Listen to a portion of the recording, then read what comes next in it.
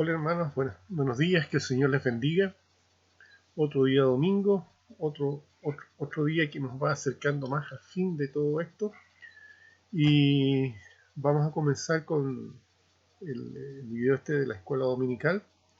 Seguimos en el libro de Hechos, capítulo 13, y corresponde al comienzo de los viajes misioneros de Pablo, podríamos decir, a tierras lejanas. Hechos 13, vamos a ir viendo del 1 al 12 aproximadamente. Pero antes vamos a comenzar con un momento de oración. Padre Santo, damos gracias, Señor, por este nuevo día que tú nos das. Pedimos que lo bendigas, Señor, que sea un día en el cual no solo podamos celebrar a nuestras madres, Señor, sino que sea un día principalmente agradable a ti de parte nuestra, Señor, que podamos ser buenos hijos, fieles hijos y mostrar a través de nuestra vida hacia otros, Señor, lo que significa tener a Cristo como Señor y Salvador. Te pido una bendición para todos nuestros hermanos, que te bendiga, Señor, principalmente a los más chiquititos, a los más ancianos, Señor, que proteja a aquellos que están trabajando en la salud. Y, Padre amado, confiamos nuestras vidas, como siempre, en sus manos, sabiendo que usted va a hacer lo mejor para cada uno de nosotros. En el nombre de Cristo lo pedimos. Amén. Como les decía, vamos a ver ahora una relación que se comienza a producir entre Bernabé y Saulo. ¿Ya se acuerdan ustedes que Bernabé lo llevó a Antioquía? Ellos comenzaron a servir como pastores de esa iglesia, y en un momento determinado Dios les tiene algo especial a ellos. ¿Ya?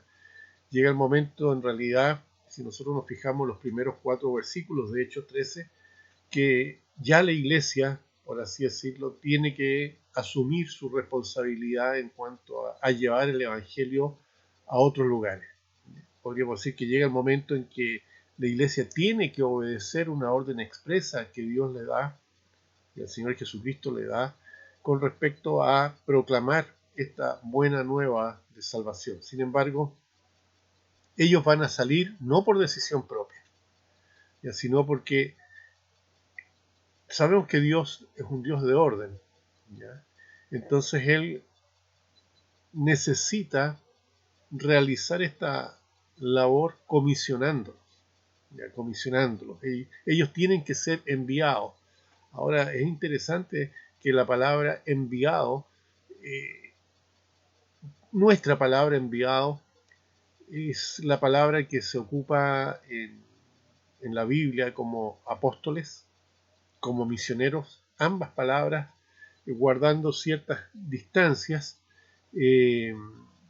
significa ser comisionado, ser enviado. Nosotros podríamos decir en cierta manera que la misión de cada cristiano es justamente la de ser un misionero, un enviado, un apóstol del Señor. Sabemos que en el día de hoy los apóstoles ya no existen como originalmente fueron, con las funciones, con el rol que les correspondió en su época.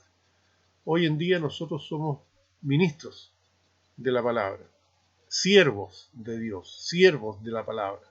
Entonces es importante que nosotros comprendamos que en aquella época ya la iglesia tuvo que hacerse cargo de aquello que el Señor le había dicho a ellos allá por Mateo capítulo 28.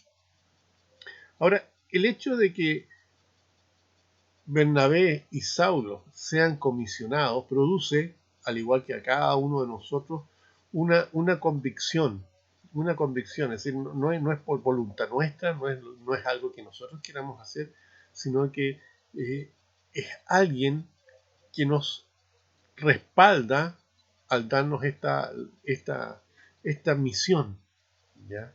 Ahora, este respaldo permite que uno pueda sobreponerse a las dificultades, sobreponerse al desaliento, sabiendo que hay alguien detrás. La imposición de manos, ¿ya? Es un símbolo a través del cual ellos son delegados, por así decirlo. Los hacen representantes de la iglesia, en este caso de la iglesia de Antioquía, Ellos iban en nombre de la iglesia de Antioquía, y no solamente del nombre, en el nombre de la iglesia de Antioquía, sino que el jefe con mayúscula, nuestro Señor Jesucristo, los envía. Esto hace también, digamos, una relación no solamente hacia aquellos que son enviados, sino que aquellos que envían también asumen una responsabilidad. Ese respaldo del que les estoy hablando es un respaldo que se produce gracias a la responsabilidad que tiene quienes los envían. Es interesante esto porque cuando tú, como cristiano, llegas a entender que la gran comisión es algo que eh, a ti te otorga un poder. ¿Cuál es el poder? El poder de hablar en el nombre del Señor. La Biblia dice que nosotros somos como si fuéramos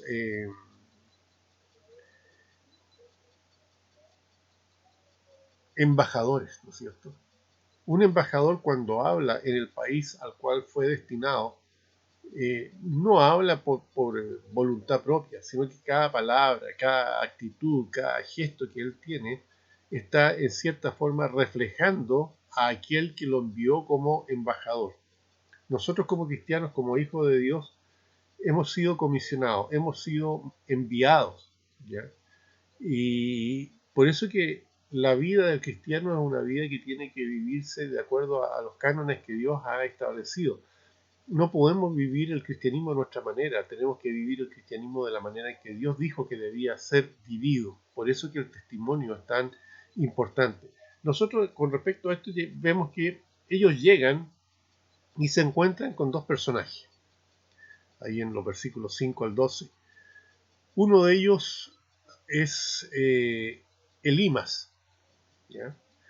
Y el otro es el procónsul Sergio Paulo. Son dos hombres que de alguna manera están representando dos grupos que proféticamente iban a reaccionar de una manera determinada. Todo el tiempo del viaje que se hizo por Chipre, sin duda pasaron muchas cosas ahí, pero Lucas se detiene en este hecho que es tan importante. Un instante en la vida, en el viaje de Bernabé, de Saulo, que los hace ponerse en contacto con estos dos caracteres, estos dos hombres que representan grupos de personas, ¿ya? Y el encuentro da como resultado la conversión de este hombre llamado Sergio Paulo. Ahora, como les decía, esto es casi el cumplimiento de una profecía. Elimas representa al pueblo judío, es decir, un pueblo rebelde, un pueblo contradictor, un pueblo que está o queda debido a esa rebeldía, debido a esa obstinación de hacer las cosas como ellos quieren, quedan momentáneamente ciegos. Y Sergio Paulo representa al mundo gentil, al mundo pagano, que comienza a abrirse a esta luz. Es interesante también ver que se hace hincapié en una cosa, se dice que Sergio Paulo era un varón prudente, en otras palabras, era una persona inteligente. Y este es un aviso para los que creen que el Evangelio es para gente que no tiene muchas capacidades.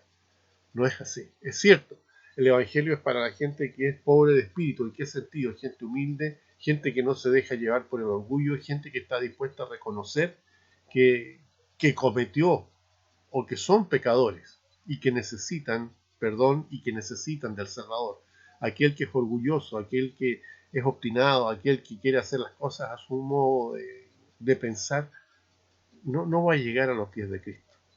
Los judíos querían hacer las cosas a su modo. Los judíos querían hacer las cosas como ellos creían que debían hacerse. Hemos visto que muchas veces llevando como regla o como estandarte tradiciones que eran de ellos y no lo que Dios estaba diciendo, cosa que se produce incluso en el día de hoy. Otra cosa importante que vemos es ahí por el versículo 9 que siempre Bernabé fue el que iba como liderando esta dupla, Bernabé y Saulo, hasta que llega este momento en que se enfrentan con Elimas y Sergio Paulo.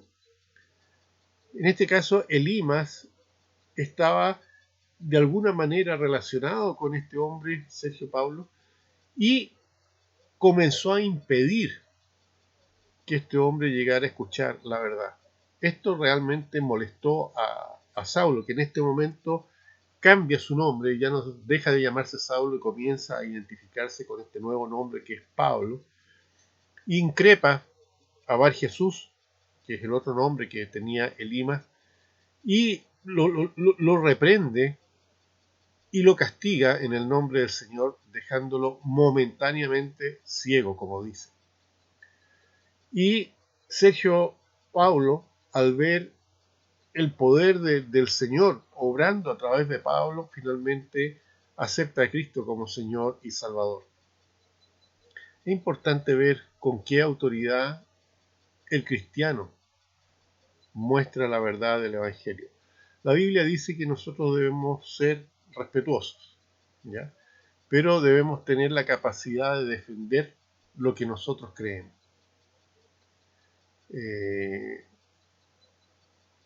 En Pedro dice que debemos estar nosotros siempre preparados para presentar defensa con mansedumbre a todo aquel que quiera saber acerca de la esperanza que hay en nosotros. Esta defensa de la fe que nosotros tenemos es la que Pablo estaba mostrando también aquí ante Sergio Paulo, que está siendo de alguna manera desviado de la verdad por este hombre que se llamaba Elimas.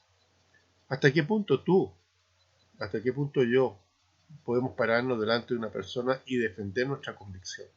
¿Hasta qué punto podemos nosotros mostrar que somos cristianos con el testimonio que corresponde?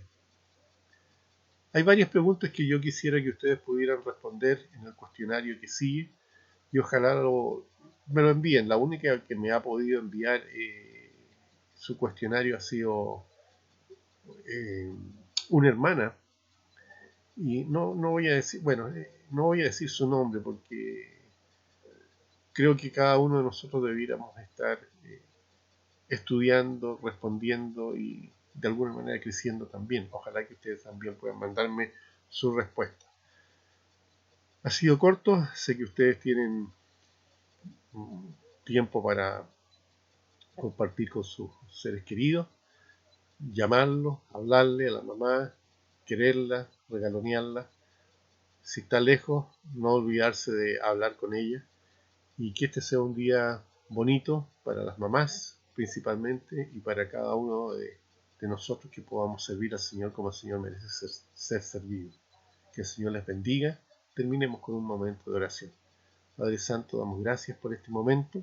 Ruego que usted bendiga a cada uno de mis hermanos, que podamos, como creo que es el anhelo de cada uno, pronto reencontrarnos, poder estar juntos, Señor, y reanudar una vida dentro de la normalidad que pueda ser posible. Gracias por todo, Señor, en el nombre de Cristo. Amén.